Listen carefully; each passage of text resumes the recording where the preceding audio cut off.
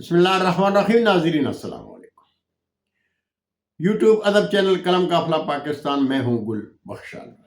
پیش خدمت ہے میری کہانی میری زبانی، تصنیف جادے کا تیرا امریکہ، قسط نمبر 17. کیسے میرے نصیب کی عظمت بدل گئی، کیسے میرے نصیب کی عظمت بدل گئی، ایسا گرا فلک سے کہ قسمت بدل گئی، اور رشتوں سے دور زندگی مایوس تھی مگر، رشتوں سے دور زندگی مایوس تھی مگر، ہجرت سے میرے خون کی قیمت بدل گئی، ہجرت سے میرے خون کی قیمت بدل گئی. ناظرین، نیو یارک میں زندگی بھی کمال کی زندگی ہے. یہاں گوروں کی نسبت کالے زیادہ ہیں. مجھے تو نیو یارک کی یہ بستی اپنے پاکستان کے شہر لاہور کی گول منڈی نظر آئی. پاکستان کے قومی اور علاقائی لباس میں ملبوس اردو پنجابی بولنے والے کہیں زیادہ تھے. ہوٹل اور ریستوران کے مالک بھی ایشیائی اور ملازم بھی ایشیائی تھے. ذاکر چودھری نے کہا کہ اس معروف ترین شہر میں عام طور پر مزدور پیشہ لوگوں کو ملازمت تو مل جاتی ہے، لیکن محنت کا معاوضہ بہت کم ملتا ہے، خاص کر ان کو جو غیر قانونی طور پر مقیم ہے. ایسے لوگوں کو ملازمت ملتی ہے تو اپنے ہی ملکوں کے ان کاروباری لوگوں کے پاس جو گرین کارڈ کے حصول کے بعد اپنا کل بھول چکے ہوتے ہیں. مجبور لوگوں کے ساتھ تو ایسا برتاؤ کیا جاتا ہے جیسے خرکار کیمپ میں خش بٹا کے مزدور کے ساتھ کیا جاتا ہے. نیو یارک میں ذاکر صاحب کے پاس میرا 2 ہی دن قیام تھا، لیکن میں نے ان 2 دنوں میں جو دیکھا سوچا نہیں تھا. پریشان تو میں ضرور ہو گیا تھا، اس لیے کہ پاکستان ہی کیا ہر ملک کے شہری اپنے ملک کے شہریوں کے ساتھ ایسا ہی سلوک روا رکھے ہوئے ہیں. میں سوچ رہا تھا کہ اگر یہی وہ امریکہ ہے جس میں زندگی کے حسن کی تلاش میں امریکہ آیا ہوں تو یقیناً میں نے غلطی کی ہے. لیکن تقدیر میں رب العزت نے میرے لیے کچھ اور ہی لکھا تھا. مجھے میرے عزیز حاجی بہادر خان کی وساطت سے نیو یارک شہر سے بہت دور میساچوسٹس کے اس شہر میں کام ملا جو امریکہ کا پہلا دارالخلافہ تھا. سیلم ایک صاف ستھرا اور خوبصورت لوگوں کا خوبصورت شہر. یہاں گوروں اور کالوں کی اکثریت میں ہم غیر ملکیوں کی تعداد آٹے میں نمک کے برابر تھی. 7-Eleven گروسری سٹور میں کام کے دوران میں نے محسوس کیا کہ گوروں کی زبان کے بغیر کام بہت مشکل ہے، اور جب امجد علی چودھری صاحب نے کہا کہ چند دن ٹریننگ کے بعد رات کی شفٹ پر تنہا کام کرو گے تو میرے پسینے چھوٹ گئے. سپر سٹور تھا. کئی ایک قسم کی چیزیں تھی جن کا میں نام ہی نہیں پڑھ سکتا تھا. جن چیزوں کا میں نام ہی نہیں پڑھ سکتا تھا ان کی قیمت زبانی یاد ہونا، کیش رجسٹر میں رنگ کرنا میرے لیے کوئی آسان کام نہیں تھا. اس لیے کہ میں تو اردو لکھنے اور بولنے والا پختون تھا، لیکن دیش گوروں کا تھا اور ڈالر کی چمک بھی بڑی خوبصورت تھی. امریکہ میں جوا کھیلنا گوروں کا محبوب مشغلہ ہے.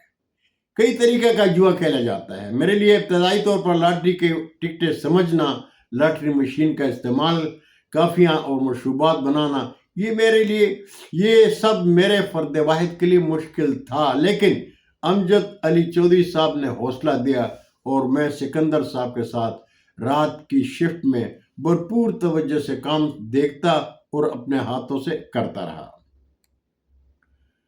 عام طور پر میرے جیسے بے زبان کام سیکھنے میں مہینے لگا دیتے ہیں، لیکن میرے شعور نے میرا ساتھ دیا اور میں 15 دن میں امجد علی چودھری صاحب کی مہربانی سے شفٹ لینے کے لیے تیار ہو گئے.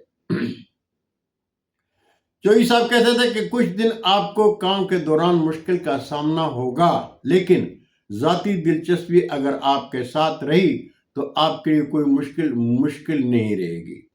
کوئی بھی فرد کوئی بھی کام ماں کے پیٹ میں نہیں سیکھتا. امریکہ آنے والے ہم سب کو ابتدا میں ایسی ہی مشکلات کا سامنا کرنا پڑتا ہے، لیکن حوصلے کا ساتھ نہیں چھوڑنا چاہیے. چودھری صاحب نے کہا کہ ایک بات ذہن نشین کر لیں، یہ پاکستان نہیں امریکہ ہے. یہاں بعض حالات میں اپنے بھی اپنے نہیں ہوتے. کسی کے پاس کسی کو دینے کے لیے وقت نہیں ہے. روز محشر کی طرح یہاں ہر کوئی اپنا بوجھ خود اٹھائے ہوئے ہے. کوشش اور محنت کرو گے تو امریکہ میں اپنے پاؤں پر کھڑے ہو جاؤ گے. چودھری صاحب نے کہا خان جی مجھے بہت ملازم مل جائیں گے اور تم بھی بھوکے نہیں مرو گے، لیکن جہاں کام کرو دل لگا کر کرو. اپنے پسینے کی کمائی میں زندگی کا حسن بڑا خوبصورت ہوتا ہے. اپنے آپ پر بھروسہ رکھو. ہاں، رات کی شفٹ کے دوران لٹیرے بھی آتے ہیں، وہ لوٹنے آتے ہیں، بندے مارنے نہیں آتے. اگر کوئی ڈاکو آتا ہے تو اس کے مقابل جوانمردی دکھانے کی کوئی ضرورت نہیں.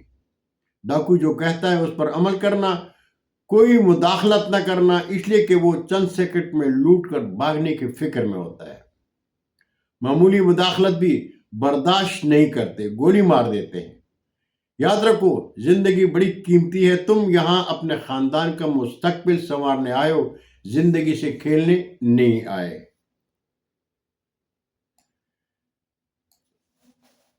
لیکن اگر مداخلت کرتے ہوئے تم جان سے گئے تو قانون بھی ساتھ نہیں دے گا. اس لیے کہ اسٹور میں لگے چاروں طرف کیمرے سچ کے سوا کچھ نہیں بولتے. امریکہ میں قانون کا احترام بہت ضروری ہے. اسٹور میں دوران ڈیوٹی یا اسٹور سے باہر عام زندگی میں قانون کا احترام کرو گے تو قانون تمہیں نہیں پوچھے گا. لیکن اگر قانون کا احترام بھول گئے تو سمجھو دوسرے دن امریکہ سے واپس پاکستان گئے. تم جانتے ہو کوئی بھی فرد خونی رشتوں کو چھوڑ کر پردیس نہیں آتا. مجبوریاں ہوتی ہیں، اور جب مجبوری کا احساس ہو تو پردیس بھی اپنا دیش لگنے لگتا ہے. یہ صاحب مجھے اسٹور حوالے کر کے اللہ حافظ کہتے ہوئے رات گئے، گھر چلے گئے، اور میں نے ان کی نصیحت کی روشنی میں کام شروع کیا اور گوروں کے دیش میں میری تنخواہ لگ گئی. بہت شکریہ ناظرین، زندگی نے ساتھ دیا تو اگلی قسط میں پھر حاضر ہوں گا. تب تک کے لیے اجازت چاہتا ہوں. اللہ حافظ. پاکستان زندہ باد.